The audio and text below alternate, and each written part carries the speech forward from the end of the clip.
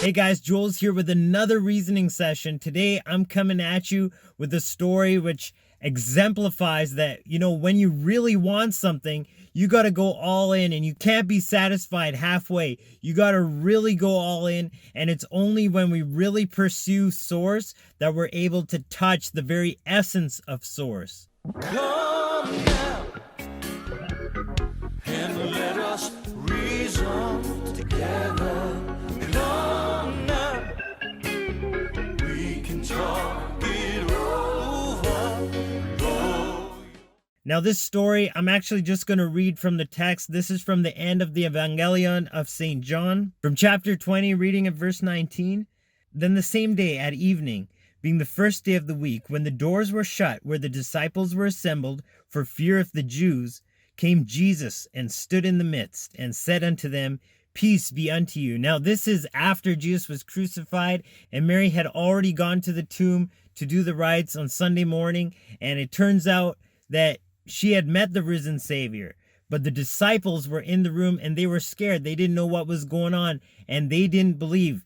But guess what? Skipping ahead to verse 24, but Thomas, one of the 12, called Didymus, was not with them when Jesus came.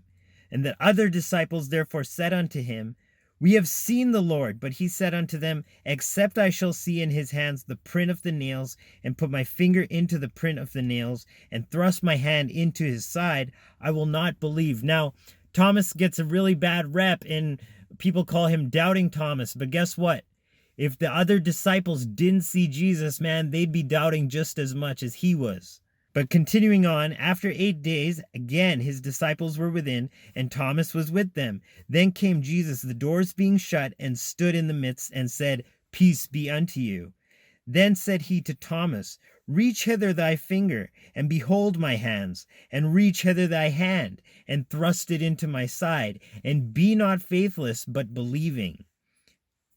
And Thomas answered and said unto him, My Lord and my God. Now, this is very telling because it's Thomas's insistence that he see Jesus for himself, that actually he was the only one of these disciples that actually touched the risen Christ.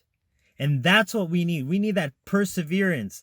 We need that perseverance no matter what the odds, no matter how circumstances look in the physical, we want to pursue. And if we pursue to that inner vision, knowing that until we touch Christ manifest, the Logos made flesh, until we actually come in contact with it, we're not going to be satisfied. And that is when we will actually experience that word made flesh. And not just the word made flesh, mind you, but the risen Christ. And Thomas answered and said unto him, My Lord and my God. Jesus said unto him, Thomas, because you have seen me, you have believed. Blessed are they that have not seen and yet have believed. Again, this exemplifies that same idea. Don't be ruled by what you're seeing in order to actually believe it. Believe it first. Have the faith in here, and don't let anything stop you.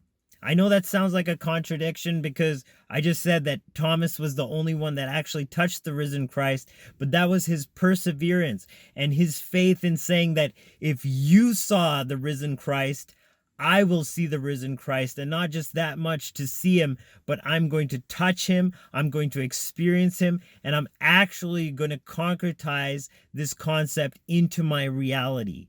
No compromises, because that is what we are here to do. We are here to realize our fullest potential, the risen Christ, in all of its glory. Not just hearing about it, not just seeing it, but actually physically, tangibly experiencing it as reality. So stay optimistic and tap into your heart, because that's where Source is talking to you. I love you guys from the bottom of my heart. I'll see you in the next reasoning sesh. Joel signing out once again. Agape, Salaam, Namaste. Shalom.